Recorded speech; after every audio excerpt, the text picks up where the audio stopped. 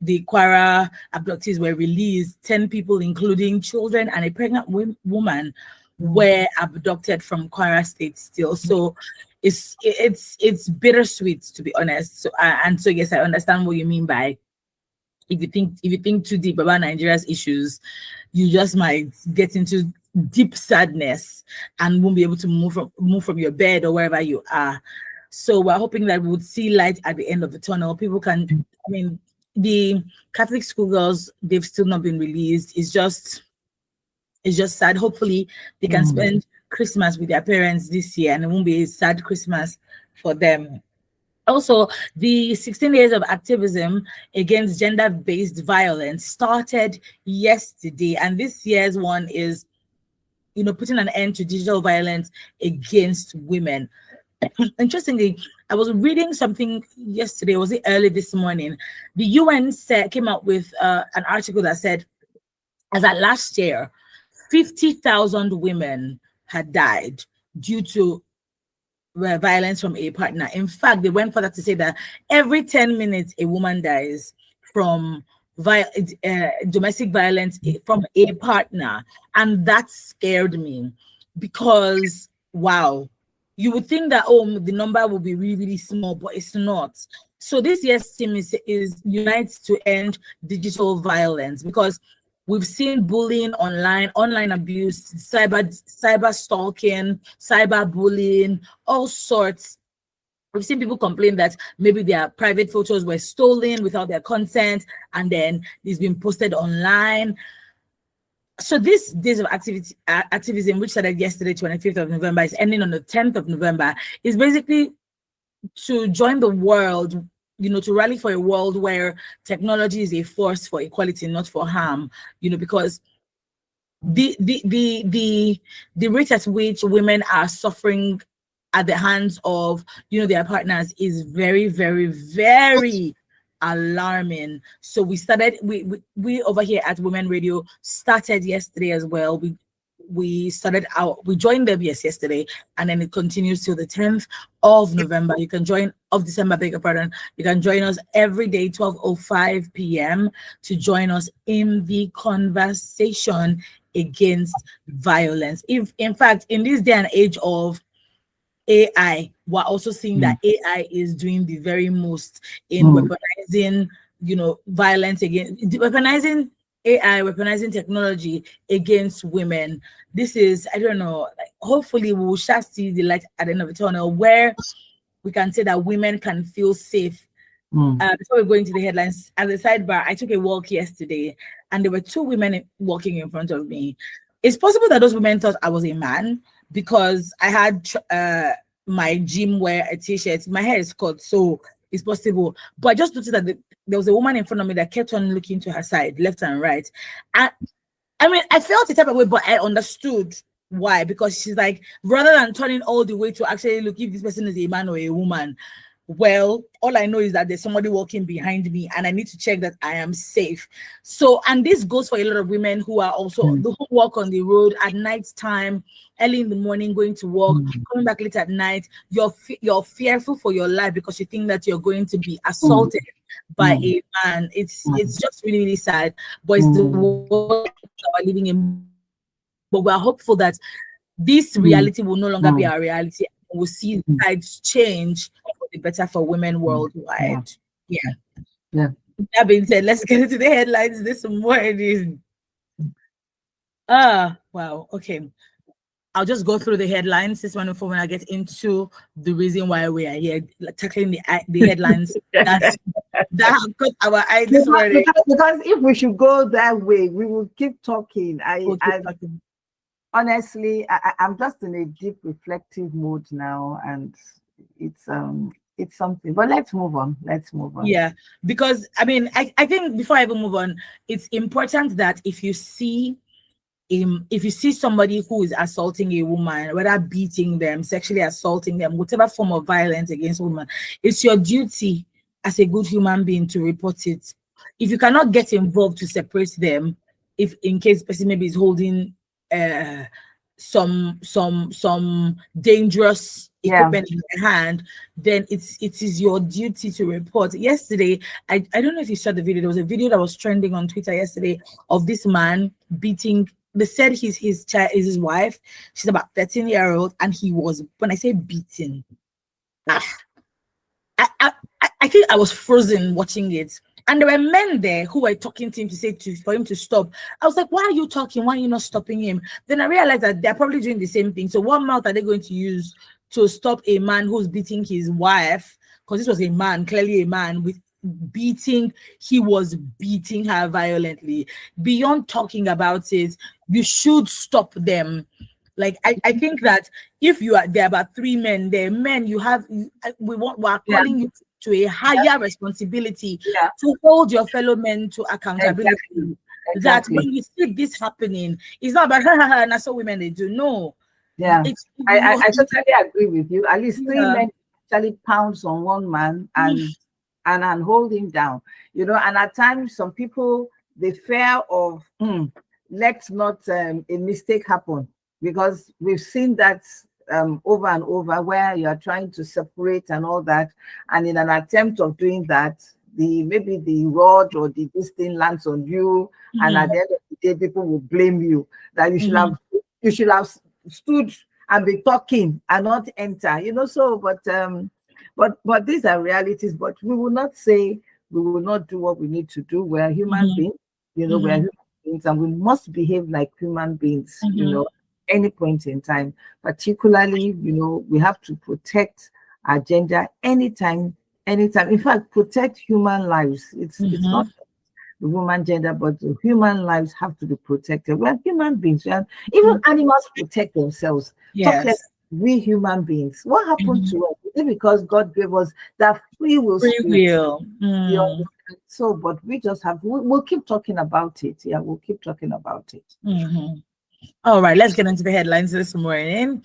Punch newspaper says kidnapping spree escalates as federal government negotiates hostages' freedom.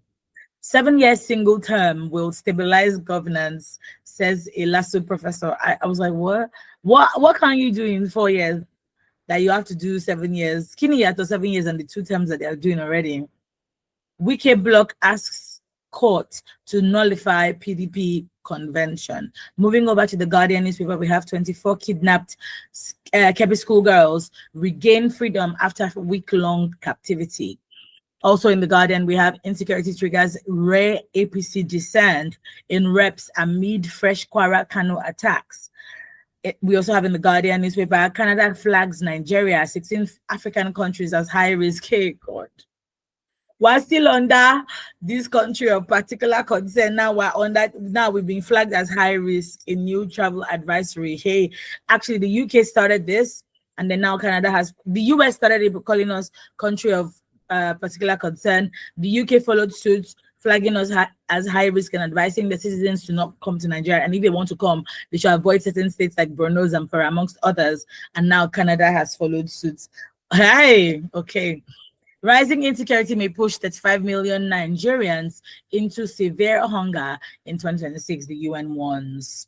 Yeah, because most of our food is coming from those areas. So, which is why the government needs to really look into this as soon as possible. This day newspaper, we have all 24 Kebbi school girls freed. Tinubu elated, says he's relieved. In the This Day newspaper, we have Sanwo-Olu presents 4.23 trillion naira 2026 budget of shared prosperity. Moving over to the Daily Trust, presidency confirms release of Kebbi schoolgirls. We'll see this a lot in the headlines this morning. Bandits abduct women in Kano. Ganduje moves to establish Hisbah-like outfits in Kano. In Vanguard newspaper, we have more abductions. Tinubu orders 24-hour aerial surveillance on Kwara, Kebbi, and the Niger forest. About time. Huh. Also in the Vanguard newspaper, we have armed herdsmen attack, disrupt church crusade in Nasarawa community. Ha. In the premium times, we have abducted Kirby schoolgirls freed. Soludo presents 757 billion naira 2026 budget proposal to Anambra Assembly. Finally, in the premium times, we have Kwara suffers new bandit attack as pregnant woman, 10 others abducted in Isapa. In the Nation newspaper, again, the president orders a watch over those Kwara and Kebbi. Tinubu relieved by freedom of the 24 Kebbi schoolgirls. In the cable, we have Wike suspends education secretary after reports of early closure of schools. So the education secretary had come out to say that from November 28th, all schools will be closing down earlier. And then Wike comes and says, who gave you that circular? What do you mean? Also in the cable newspaper, we have Wike orders heightened security in Abuja, reactivates Operation Sweep. Moving over to the Daily Post, 24 abducted Kebbi schoolgirls regain their freedom. Nigerian government bans open grazing to end farmers herders conflict. I was happy to see this, and it is a step in the right direction. In the Tribune newspaper, insecurity. Again, the president has ordered 24-hour surveillance on Niger, Kwara, and Kebbi. Finally, in the Daily Post, this daily newspapers this morning, pen pushing, pregnant woman, children, others feared kidnapped in Fresh Kwara State attack. 24 abducted Kebbi schoolgirls regain their freedom. Those are the headlines this morning, but right now we're going to focus on the headlines that caught our eye this morning. On Monday, I was saying that it's interesting how we are still battling insecurity, terrorism, and all of that, and real life issues are still happening. So that's why we are here for you. You know, we give you varied news over here at Women Radio to be able to see that, okay, while all eyes are on the insecurity and terrorism in Nigeria, there's still other things that have been happening in the country that we also need to dissect. First on the list, this one is from the Punch newspaper. This one was actually from quite a few newspapers this morning. 2 Ondo varsity students arrested for conspiracy rape. When I saw this, I was like, what? So the Ondo State Police Command has arrested 2 students of Adekunle Ajasin University in Ondo State for alleged conspiracy and rape of another student of the institution. How did this happen? 20-year-old female student invited by her secondary school mates, who was also a student of university, to her residence. You know how when you go to university, everybody's trying to, oh, we went to school together, you're making new friends and all of that. But however, when this lady got to her friend's place, her former schoolmate's house, she was given a drink that was already drug laced. And this is what is so amazing. Is another female that gave her the drug to use. At the end of the day, because the victim took the drink because Atimora now, Otipet Atimorawa, at the secondary school, at Jumbo, we've been coming from our journey of friendship has been a long time coming since secondary school. Now, so if your friend gives you a drink, you will not reject it because in your mind, now my friend, now what's the worst that could happen? However, because this drink was laced with drugs, she lost her consciousness. Now this lady, Queen Sodo, that's the perpetrator, leaves the room and then calls a male friend, hey God, to come and rape this person while she stood at the entrance of the room watching out for people that were going to come while the crime was being committed. Now, the PRO of the police force in Ondo State said that it took the intervention of a neighbor who noticed unusual noise coming from the neighbor's room to rescue the victim from the situation. So the victim was obviously taken to the hospital for medical attention while the suspects were arrested.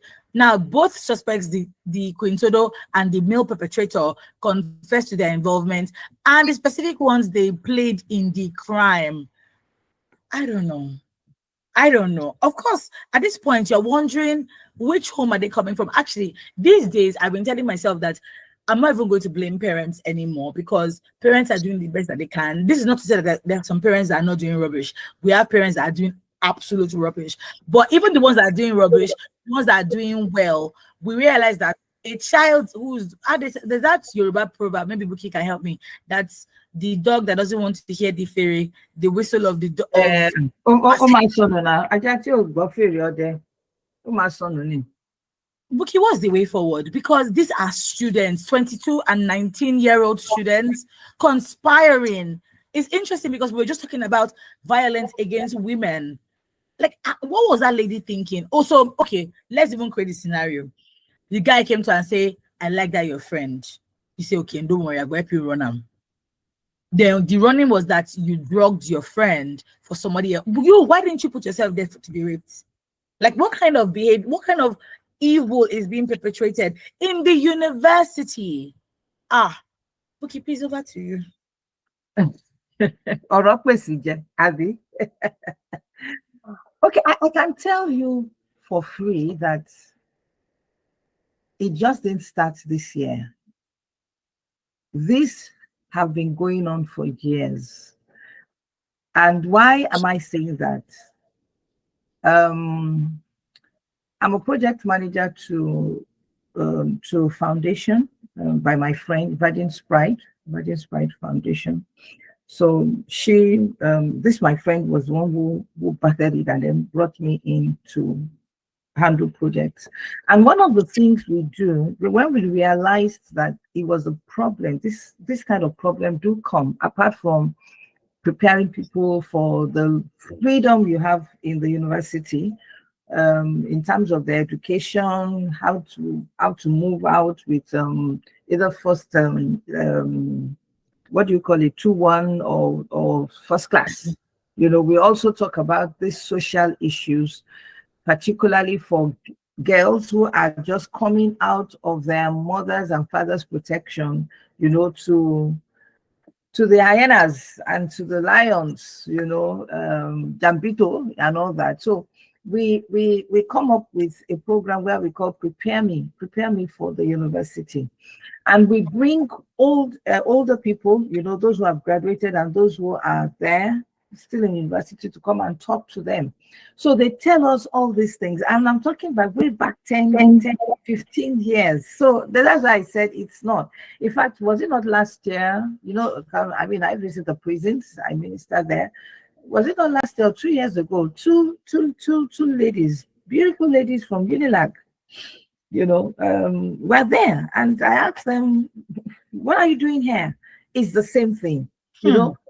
It's the same thing. So though one of them said she didn't know that she was being robbed. It was her phone they used to call the girl.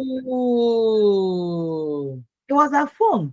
The other lady knew about it because the other lady said, oh, my phone is bad. I want to use your phone to call a girl, you know, that there is a party happening and I want her to attend because she's my friend. Not knowing that the party was similar to this. They just wanted to gang rape, you know, the girl, you know. So, but this is the way forward because you asked for the way forward. Number one, we should not deny that these things do not happen. They do happen for many reasons. One of the reasons we found out that is particularly those who are proud of their virginity. You know, they are proud of it. You know, they have been able to separate themselves because of their values, and they now move around with people who have disvirgined themselves. And somewhere along the line, these people will feel that, okay, you think you are a saint, you think you are, okay, we will do it for you. You know, and they plan. And they plan, you know, to do that. So one of the things we always tell the girls, don't tell anybody your status. Which one concerns them? Keep your mouth shut. You understand, Abby? So secondly, you know, some of them are in cult. And, you know, they would, you know, when you're in cult, you're in covenant, and a whole lot of things do happen. And then someone say, you know what, I want you to get this girl for me. And there's nothing you want to do because you already have covenants and you just have to go the whole way to do it. And then thirdly, some just out of envy, out of anger, you know, if you dig deep, possibly that girl had done something to her, probably when she was in secondary school. It could be anything. And she says, this is the time for me, to get you. So the other question is, let me use a statement that my parents, will always tell us when we are young. And I know a lot of parents say, because I also tell my children that. I say, show me your friend, I'll tell you who you are. And it's true. Somebody is called Queen Sodo. What does Queen Sodo mean? Sorry. Even in this That's her name. It's a nickname, What does it mean? You understand? I know some people bear Queen, but which one is Sodo? Sodo. No, so even if that is her name, probably let us even assume that's her real name given by her parents. It's okay, no problem. I don't want to go there. But the question is, what is the character, the behavior? How does this person conduct yourself? When you look at the spectrum of friendship, a whole lot of people are strangers to one another. Because you call somebody, because you say hi to somebody, you think that person is your friend. You are a stranger to that person. You are only doing hi. Then when you begin to now move to the angle of, okay, so how was your day? You are saying one or two things together. You are just acquaintances. That does not make you friends.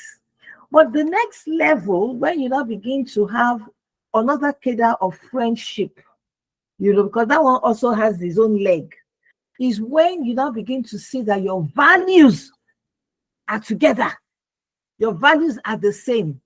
You talk the same way, you think the same way, you now begin to interact more until you climb the ladder where you are talking about the fact that, yes, you are soulmates, so to say, that you look after one another. You care for one another. You are looking at everybody. You are looking at the person's progress and things like that and all that and all that. But let us even start from there.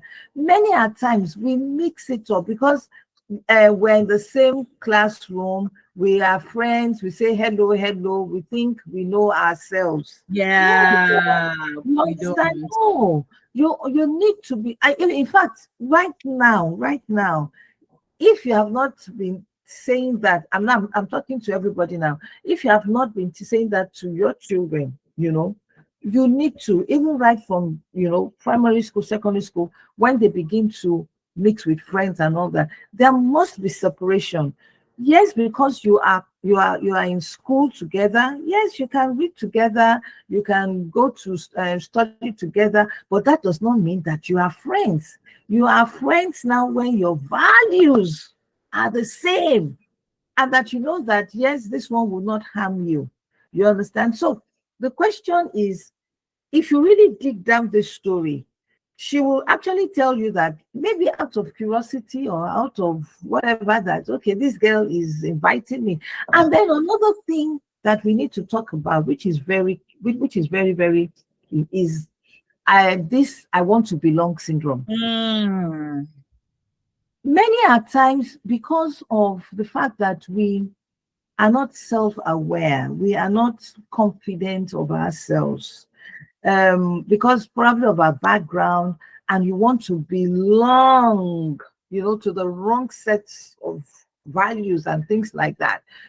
She could actually know the character of this girl, and then because she has said, you come now, let's just have fun. She said, yes, I want to belong. Let me go, out of curiosity.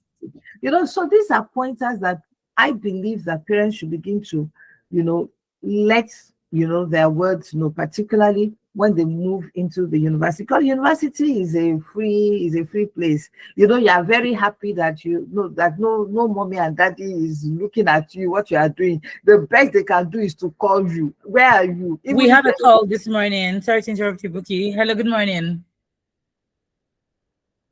Good morning, Tommy. Good morning, madam. Good morning, Nigeria. Good morning, Prince. How are you this morning? Very well. For me, I don't want to put myself in that mood this morning. But one thing I want to say is that this one is being lauded now on papers and from analysts. And I believe many people will even ignore this message because it's not new. Just like the insecurity that is no longer new. We on the issue of these children raped in school and should I call it friends, blogging friends or whatever, it has become a culture thing in some areas that people are used to. And it's becoming like a norm in some locations. This one, it may be because the neighbor that saw this happen is somebody that is connected and maybe stubborn like me, who refuses in the face of intimidation and whatever. But I know that he might, his own life might even be at stake for making it public too. What I'm calling this morning, yesterday, when I noticed it was a day, I don't want to call so that I will not heighten the situation in the studio. This morning, it has been in my mind. I saw something happen always. And yesterday, oh, it was so painful. I have to confront it in Ogba. When you get to Ogba, there are these lines of shop opposite the police station in Israel. And every police station, every policeman listening this morning, please hear me well.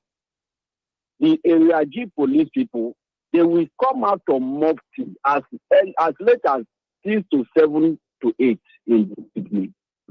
At the other side of the road, not the one opposite them going to Agege, the other side going to Kira. These guys will be on normal shirt as I am wearing now going to work. They will be there with slippers, intimidating Okada people. And when they find out that the Okada person is still outside guys anyway, it's not their own, because majority of the Okadas in Lagos belong to uniform men. Majority, if not 80%, find out please. If not 80% of the Okadas, it belongs to the uniform men, both police and military. And they will tell you when they see when they see their own machine, and they just call the Oga. So those Okada you see Nigeria police color, sticker on it. There are many. They were intimidating guy, and when they say, Oga, what is the offense of this guy? There are many Okadas here. He said he parked here. But there is even on the other side to the gutter, there are other Okadas. Why did you pick on him? He said, I should live here. Okay, you are on uniform or on Murphy. I know you are a policeman because you don't have beard like me. You are standing. This is not hour for you to come and do this. Why are you doing this? You are doing it on a Agege route everywhere. Look the guy. He refuses. I told people, I said, please, on your camera. The other one covered his face and passed through a corner room. See, Nigerians, if you want to be a policeman, a true policeman, please, can you write for redeployment to my state in Kogi State? If you are hearing me, can you write for redeployment to Kwara State? Can you write for redeployment to my neighboring state in Nasarawa State? I want these people to begin to feel the heat of why they were responsibility, why they were even given the job in the first place, because they don't know why they are called police officers. Nigerians, I don't want us to talk about politics in this moment because it's not coming to my head. Nigerians will wake up for politics when it is the right time. We will shock these people. That is what I am sure of. Somebody was making us in the House of Rep yesterday. I believe you guys saw this, Mr. Dugara, former speaker. He talk whatever. My tax. This one now we can't even imagine how much they collected from government. They can't mention it. It will be a taboo for them to mention such amount. It is something out of how many students that were kidnapped were released and people are clapping with your tax and money. And somebody will come and tell me that government have done well by securing the release. The release, so you do not arrest anybody. And another person say it is difficult. Can't you do what you call life insurance for this family and pay them off and bomb everybody in that place? This guy can come and kill all these families. Oh, I leave the radio this morning. Have a nice day, please. Thank you so much, Prince, for your message. I mean, like you, I have noticed that as well. I don't live in the Ogba area, but whenever I'm in certain areas of Lagos, I notice the harassment of Okada riders or Keke riders. And sometimes I want to speak, but I'm a woman. before they will beat me on the streets of Lagos. And hopefully, the right people are hearing this because it is getting out of hand. Okay, the phone lines are open now. 07000917917 09155 beg your pardon 917917. Our toll-free line is also available. 0800 1235 917. And then we have our text or WhatsApp numbers 08155 917 917 0703 1756 537. We have a message here that says, morning to you all in the studio. The release of Kebbi Girls is a welcome development. Whatever anybody says, bring back these girls to their family is good. Whatever the method used, this is better than the Chibok girls, where some girls have never returned up until today. This is from Additional Wasu. He also says, authority, who ordered the removal of the military from the school an hour before the abduction of the girls by the terrorists? And this is something I asked as well, because they already got the intelligence, that they were going to come there, and there was no security. I don't get who ordered. And these are the issues that are really, really plaguing us in this country, because what are we doing? You got intelligence. It's like you got expo for an exam you were writing, and then you now said, oh, you will not write the exam. Like you left yourself vulnerable. I don't, maybe using that one is not a good example, but how able to we have a call? Hello, good morning. Hello, good morning. Hello, good morning. Good morning. Good morning. What's your name and where are you calling from? My name is Paul. I'm calling from Ifo. Good morning, Paul. Go ahead, please. Good morning, madam. Good morning, analyst. Good morning, everybody. It's very sad. I just want to thank that first caller. I always admire, feel elevated hearing him on radio. Because I just pray one day maybe I have opportunity to meet him face to face. And the madam in the studio, the analyst, because they always speak the truth. The mistake has been made. The mistake has been made many years ago by government. And that's why somebody like Rufai is shouting, is talking. And he has been talking even when he was a governor. This issue of negotiating with bandits. It's not taking us to anywhere. The thing has become a very lucrative business in the country. If you look now, left and right, Nasarawa, Kogi, the Kwara, pregnant women, look at now, Kano. They have entered Kano. And the population of Kano is just like, even if not more than Lagos population. The thing has become a very big. I don't know how government will come out from this. I don't know, because it has become a lucrative business. Teach children, enter forest, then go, like one of Kebbi, government have to send his Minister of State for Defense, who was the former governor, I think deputy of governor of Sampara. I hear some radio and they were saying the man is expert on that, this and that, not your radio station, smaller radio station, smaller for our man is expert on negotiating. Is it not a shame? When we are referring somebody as expert, is very good in negotiating. I was saddened. But at the end of the day, just like what they were talking on radio or whatever television, at the 24 children have been released. So not even rescued. And not even a single human being arrested. Well, I pray for the children in school. God will continue to give them wisdom. Our leaders, God continue to give them wisdom, because it cannot be by their own power. All they need is our prayer, wisdom. If not, the way the thing is going, I don't know whether maybe everybody in Nigeria will become join the business. Because the red people are joining this business, kidnap, run into bush. It's just because this one we are hearing it. There are many we don't hear in the village. There are many we don't hear.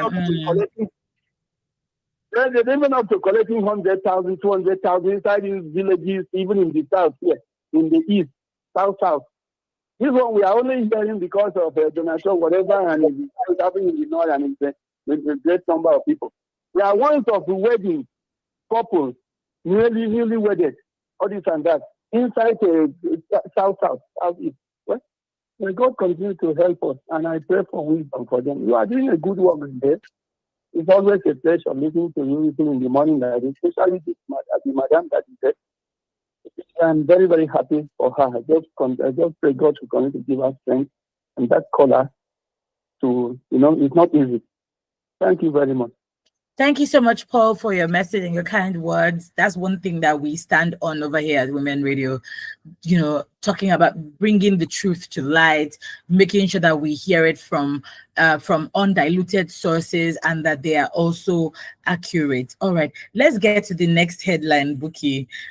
This one, some of the callers have already touched on it, is on the insecurity in Nigeria. Okay, maybe not. Okay, insecurity triggers rare APC dissent in reps amid fresh Kwara and Kano attacks. This one is from the Guardian newspaper. Nigeria's worsening security crisis is triggering rare open dissent in the House of Reps when Al-Hassan Ado Doguwa accused the Tinubu administration of failing in its duty to protect citizens and warned that Parliament might need to shut down unless urgent action is taken. Doguwa's speaking came because 10 people again, like we said earlier at the start of the show, were kidnapped again less than 24 hours after the Kwara abductees were released. Then in Kano State, some women were abducted as well. The schoolgirls have still not been released, and he was speaking.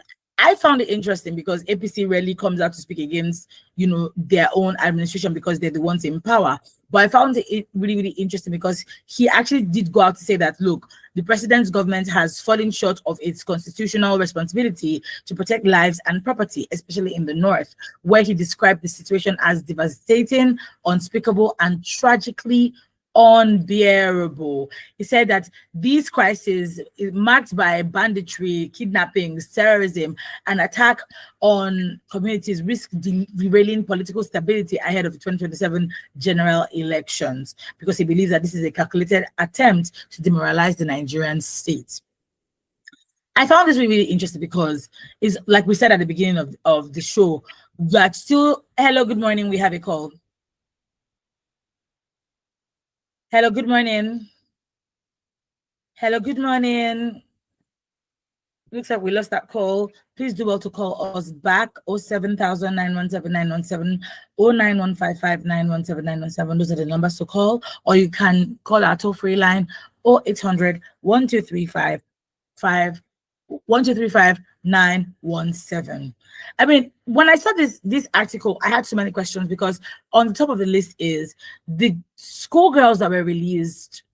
My question still stands in the situation of the Kwara abductees as well being released. How were they released? We're hearing about the girls being released.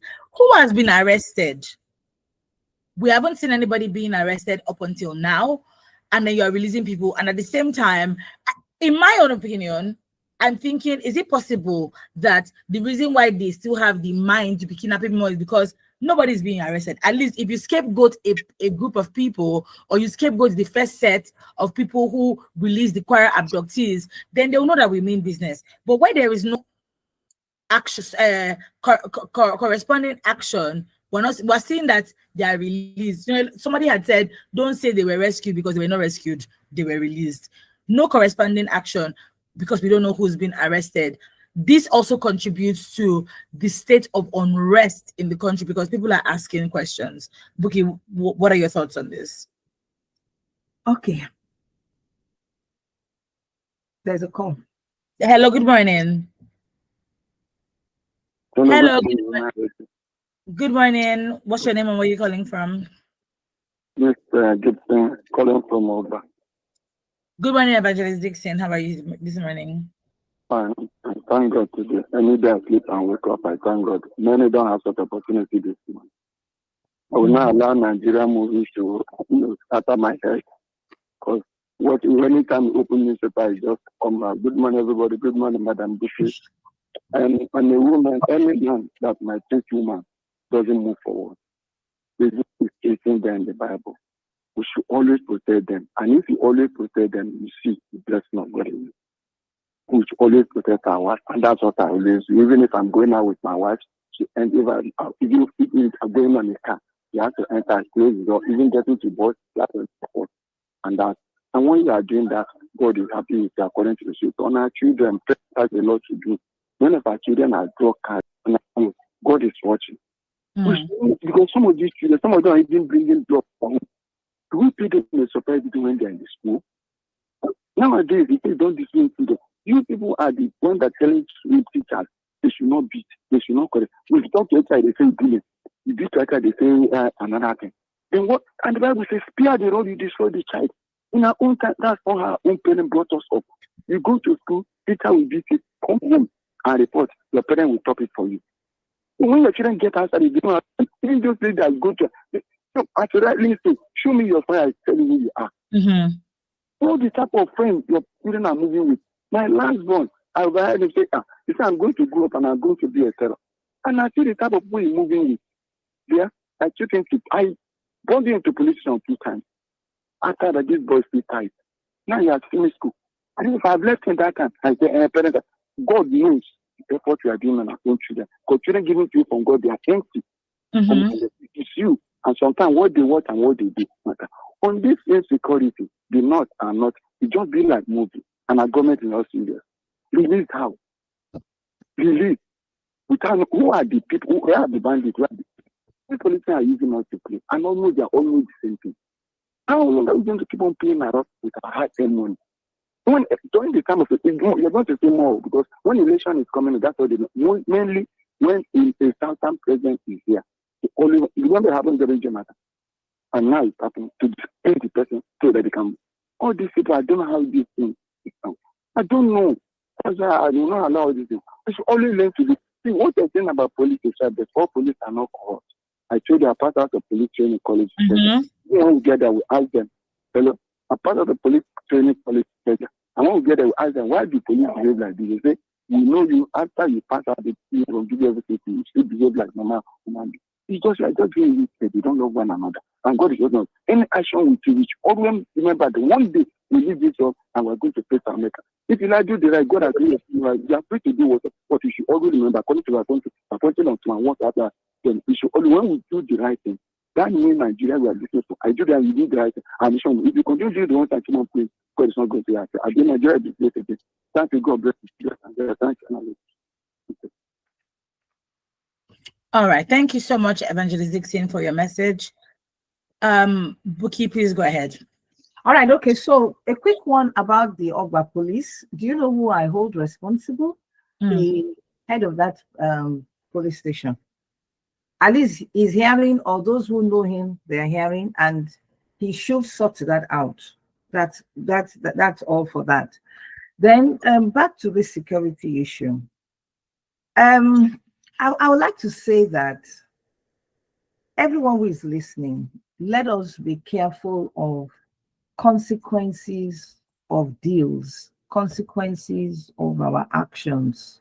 You know, they call something unintended consequences. When you're entering into a transaction or into a decision or something like that, you probably think you have it all put together, but not knowing that something can go on and then you have unintended consequences. For some of us that have listened to this interview granted to Laddie Thompson, you know, it seals some of the thoughts we've had over the years that the government knows something that we do not know. What we are seeing is different from what the government is saying, and I think government knows what is happening. Was it not Abacha that mentioned that if there is insecurity or whatever within 2 days and it's not resolved, know that the government hand is on it. There's a particular thing, you know. And if you listen to the interview he granted, because you know, Laddie Thompson had been a security watchdog for years.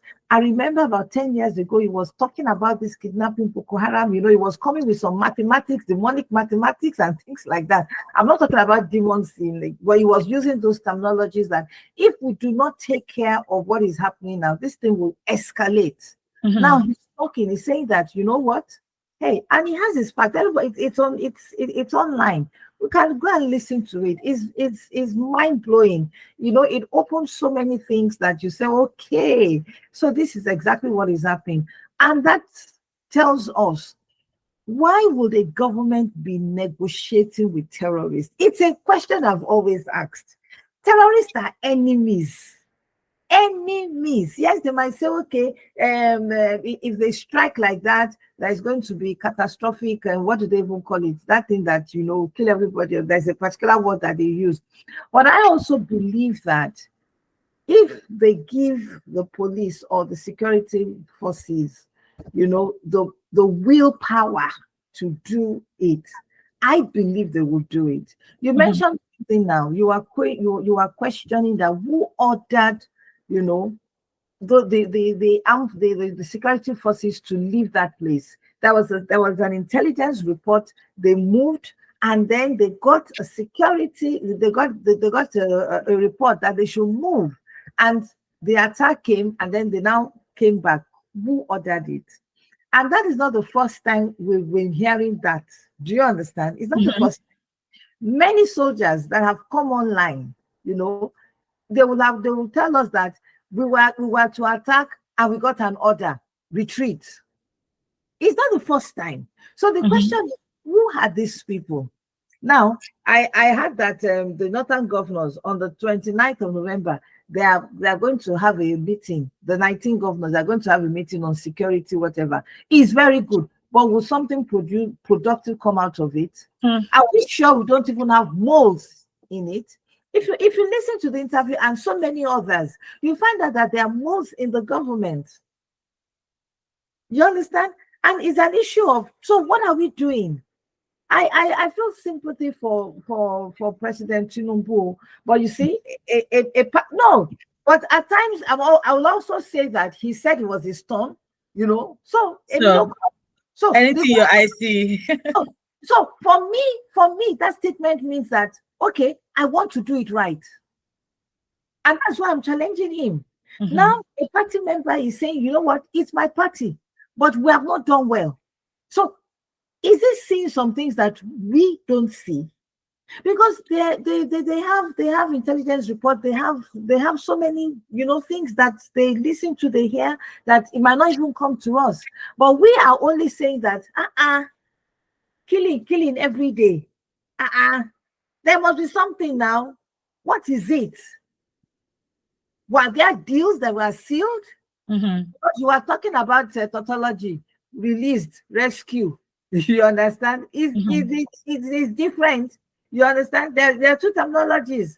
You understand? So is it an issue of, is a movement of money? You understand? We have a call this morning. Sorry to interrupt you. Hello, good morning.